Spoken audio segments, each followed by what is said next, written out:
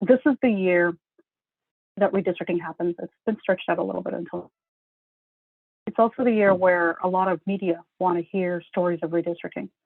And Common Cause and groups like ALDEF and OCA are working really hard to change the narrative. So the way that redistricting usually gets covered is it's always about telling the story of one incumbent versus some other incumbents and a battle between parties or political operatives, right? It's an insider story.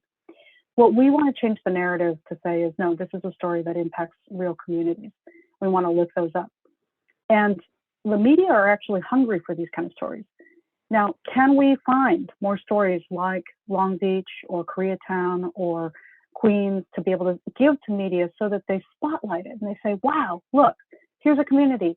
It's very vibrant. Here are the things that bring them all together, but they're split, right? Or they're put into a district that makes no sense, or they're, in some other way, robbed of their political voice. Putting you on the map using media is incredibly important. And we're starting to create a bank of those stories so that we can lift them up. So you're not only telling that story to the electeds or the commissioners who are drawing the lines, you're not only collecting those stories so that you can create maps so that you can have policy change in the future, but you're also telling those stories to the media so the rest of the world knows about your community. That's incredibly important. So any of those, if you've got stories as you're doing this kind of community mapping and you want to bring us in to say, hey, would you lead a workshop so we can get started? By all means, contact Jerry or myself.